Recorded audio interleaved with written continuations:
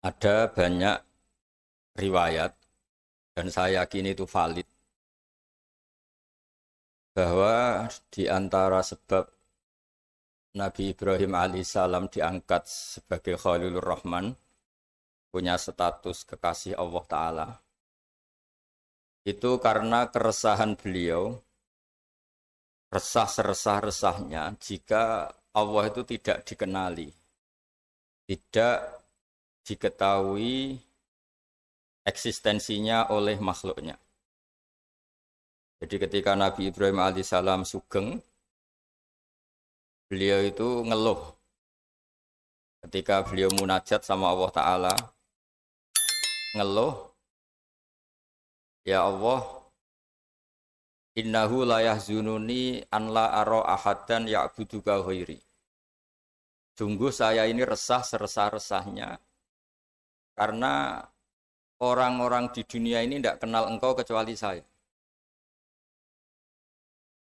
Jadi beliau itu ingin Allah yang aktor, Allah yang al-fa'ilul mukhtar, Allah yang khaliqus samawati wal ardi, Allah yang pencipta alam raya ini kemudian oleh orang yang nempati alam yang diciptakannya kemudian tidak kenal. Kita bisa bikin analogi misalnya, kayak apa susahnya kita kalau orang Indonesia misalnya nggak tahu presidennya siapa, undang-undang dasarnya kayak apa, terus haluan negaranya kayak apa. Andaikan kita kuliah, terus mahasiswa itu nggak tahu rektornya siapa, dosennya siapa, ketua yayasannya siapa, itu kan menyinggung sekali. Nah ini orang-orang nempati buminya Allah, kemudian tidak tahu yang menciptakan siapa, terus mereka tidak peduli dengan yang menciptakannya.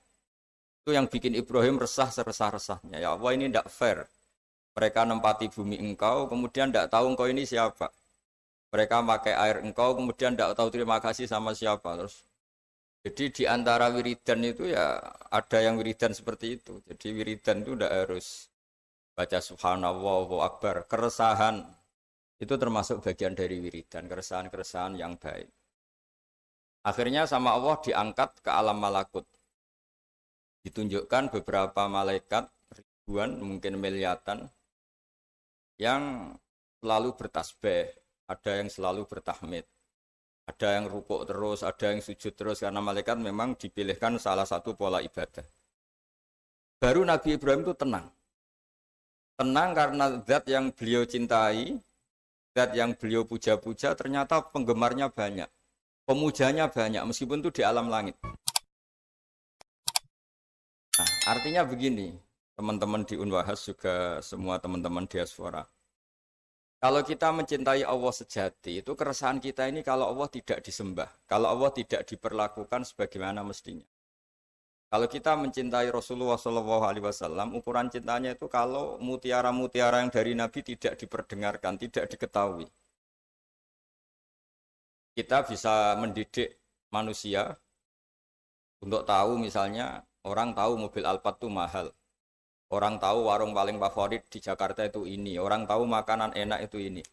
Tapi kita gagal mendidik masyarakat misalnya untuk tahu hal-hal yang sebetulnya itu jadi kebutuhan mereka. Apalagi kalau tidak ridhonya Allah Subhanahu wa taala. Sehingga dalam kitab-kitab tafsir diterangkan ketika Habib An-Najjar akhirnya masuk surga yang di surat Yasin itu. Wajah min aqsal madinati rajulu yas'a itu. Itu pertama beliau masuk surga karena mati dianiaya karena berjuang itu. Ketika qilat khuril jannah. Pertama yang dikatakan apa? Qala ya laita qaumi ya'lamun bima ghafarali rabbi wa ja'alani minal mukramin. Ketika beliau wafat dan akhirnya masuk surga, pertama yang dikatakan beliau itu, ya Allah, semulia ini derajat saya sebagai orang baik, meninggal langsung masuk surga. Apa yang diinginkan beliau? Ya laita qaumi ya'lamun bima ghafarali rabbi. Wah, andaikan derajat seperti ini kaum saya tahu betapa nikmatnya orang bertauhid, betapa nikmatnya orang yang bersujud, betapa nikmatnya orang yang jadi orang hamba Allah yang benar. Ya laita qaumi ya'lamun bima ghafarali rabbi wa ja'alani minal mukramin. Nah, di sini unggulnya lembaga-lembaga pendidikan, bahas maupun yang lain, bahwa ketika kita pinter jadi profesor, ketika kita pinter jadi doktor, ketika kita pinter jadi kiai, amanat pertama dari Allah itu apa? Kalau orang sudah pinter itu wajib mengajar. wajib mengertikan yang tidak ngerti, minterkan yang tidak pinter, karena nikmatnya pinter ini harus dirasakan orang banyak. Dalam sebuah tafsir Imam Syarawi ngendikan Rasulullah itu target terbesarnya adalah nikmati hal-hal yang harusnya menjadi kenikmatan abadi. Misalnya umumnya orang itu kan bilang bahwa nikmat itu ya makan yang disenengin, ketemu orang yang disenengi, ketemu acara yang disenengin, yang disukain. Tapi itu Nabi mengajarkan kita, nikmat itu ya sholat. Arifna ya Bilal, tolong saya kasih istirahat dengan sholat. Kita bisa bikin analogi, kalau kita punya problem, pasti ingin ketemu orang yang punya kekuatan untuk menghilangkan problem itu. Kalau kita ingin punya hajat dan ingin solusi, ada solusinya, pasti ingin ketemu orang yang mengendalikan hajat itu, yang bikin solusi. Jawabannya, siapapun makhluk itu pasti punya keterbatasan. Siapa yang tidak punya keterbatasan itu? Hanya Allah Subhanahu wa Ta'ala. Hingga ketika Nabi banyak problem, ketika ada banyak masalah, karena Rasulullah idza hazabahu amrun badara ila sholat. Nabi itu kalau sedang punya banyak masalah, pasti cepat-cepat sholat. Hingga dikatakan wasta'inu bisobri wassalah. Kamu minta tolonglah dengan konsisten sabar dan minta pertolongan dengan sholat.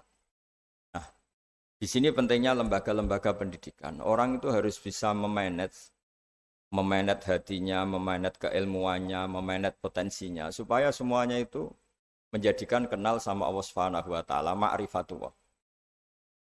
Saya pernah ditanya sama beberapa teman yang kuliah di Inggris, di Amerika, ditanya, Gus, bagaimana cara ingat Allah di negara yang Islam itu minoritas? Saya pas itu menjawab, jika Anda kagum sama negara Swiss maupun Amerika atau negara manapun, karena sistemnya kamu anggap bagus, kamu anggap ideal, tetap saja semua sistem ini berjalan karena ada bumi yang dipakai pijakan, ada air yang dipakai minum, ada oksigen yang bisa dihirup. Tanpa itu semua nggak ada gunanya sistem yang baik. Sehingga urusan pertama utang jasa kamu pada Allah yang bikin bumi kamu pakai pijakan, yang bikin air yang pakai kamu minum, bikin oksigen yang kamu hirup. Jika utang jasa hubungan kamu itu nomor satu tetap sama Allah Ta'ala. Baru kedua dengan hubungan makhluk. Nah ini penting supaya orang tahu bahwa nomor satu dari semua itu ya tanazzalul amru bainahunna li ta'lamu annallaha ala kulli syai'in qadir wa annallaha qad ahata bi kulli syai'in ilma. Jadi penciptaan langit bumi dengan segala proses sosialnya, dengan dinamikanya, semua itu pelajaran li ta'lamu annallaha ala kulli syai'in qadir, supaya kamu tahu bahwa Allah itu Maha Kuasa. Jadi saya tidak bisa ngasih tausiah banyak-banyak, tapi saya pastikan di antara ciri khas orang benar, orang baik, itu resah kalau satu ilmu itu tidak tertransformasi, tidak tersalurkan kepada yang lain. Jadi misalnya nikmatnya sujud, nikmatnya tauhid, nikmatnya ma'rifatullah, itu semua nabi itu ingin disampaikan. Sehingga ciri utama nabi itu tabligh. Tabligh itu menyampaikan kebenaran kepada umat. Kita misalnya zaman dulu ketika orang Indonesia susah, orang-orang sepuh ngajarin kita nak mangan sing kepenak, nak turu sing kepenak. Dulu maksudnya kowe aja mangan nak gak lesu banget. Kamu jangan makan kalau tidak terlalu lapar. Jadi ketika nafsu mengatakan makan enak itu sesuai selera, tapi kearifan mengatakan enggak. Yang menjadikan makanan enak adalah kita makan kalau lapar. Ibarat orang puasa itu, orang puasa makan tempe, sama orang yang sudah kenyang makan sate itu enak orang puasa makan tempe karena lapar. Sementara yang makan sate, makan pizza sudah kenyang sehingga tidak enak. Terus tidur yang enak, maksudnya jangan tidur kalau tidak terlalu ngantuk. Nah ilmu-ilmu seperti ini, seperti idamuhu alju. Ketika dulu ada ulama yang makanannya sederhana ditanya, lalu lauk kamu itu apa? Idamuhu alju. Lauk kami adalah lapar sekali. Itu kearifan. Jadi orang menjadi nyaman makan itu bukan karena menunya sesuai favorit kita, tapi karena alju. Sangat laparnya, sehingga nikmat betul makan itu. Nah, kearifan-kearifan seperti itu dulu semua nabi, dulu semua rasul, semua ulama, semua wali, keinginannya kebenaran itu ya li taqomi ya'lamun bima ghafara li rabbi wa ja'alani minal mukramin. Jadi yang dikatakan kebaikan itu adalah satu ilmu, satu keyakinan, satu pengalaman baik supaya ini dirasakan oleh orang lain. Jangan merasa kebenaran itu milik kita lalu kita nikmati sendiri, tidak boleh, itu egois. Semua nabi itu dalam ilmu tafsir dijelaskan nabiyun itu dari kata nabiun, orang yang memberitahu. Makanya ini betapa mulianya tugas para kiai, para ulama, para dosen, para pengampu ilmu. Karena ciri khas Nabi itu mengertikan. Sehingga Quran itu diulang-ulang. Waskur akhoat i'lamu. Ingat peristiwa ini, ingatlah peristiwa ini, kaji peristiwa ini, pelajari prahara yang dialami orang-orang sebelum kamu. Semuanya itu mengarah ke ilmu. Dan itu harus ada yang memberi penjelasan. Caranya gimana? Caranya itu ada edukasi, ada kreativitas. Nah, dulu yang paling dianjarkan Quran adalah Dorbul Amsal. Dorbul Amsal itu bikin analogi yang orang paling nggak paham pun itu menjadi paham karena gampangnya analogi tadi. Jadi sebagai penutup saya memberi analogi. Dulu orang-orang kafir Mekah itu Tuhannya itu banyak, yang dipertuhankan banyak. Itu ketika mereka supaya mau bertuhan satu. Saya ulang lagi, ketika mereka mau bertuhan satu dan mereka orang Arab zaman dulu berpikir kayak mirip-mirip orang Cina. Kalau problem banyak ya Tuhannya harus banyak. Hingga ketika Tuhan satu kata mereka aja'alal alihata ilaha wahida innaha adalah syai'un ujab. Masa Tuhan satu padahal problem kita banyak. Allah bikin analogi 2 kali. Saya sering menjelaskan analogi ini. Pertama yang terkenal itu jika kalian punya majikan banyak, kemudian perintahnya beda-beda. Sama punya majikan satu, perintah satu milih mana? Mereka bilang suka punya majikan satu. Tuhan kamu itu majikan kamu. Kalau Tuhan kamu banyak, perintahnya banyak, beda-beda. Kamu yang bingung karena harus taat sama majikan banyak. Akhirnya mereka bilang ya sudah Muhammad Tuhannya satu saja. Disebut wadorobawaw masalah rojulan fihi syuraka umutasyakisu nawarojulan salamal dirojul. Yang kedua ada analogi yang menurut saya sangat-sangat menyentuh hati. Dorobalakum masalam min anfusikum. Halakum mimma malakat aimanukum min syuraka afi ma razaqnakum fa antum fihi sawa.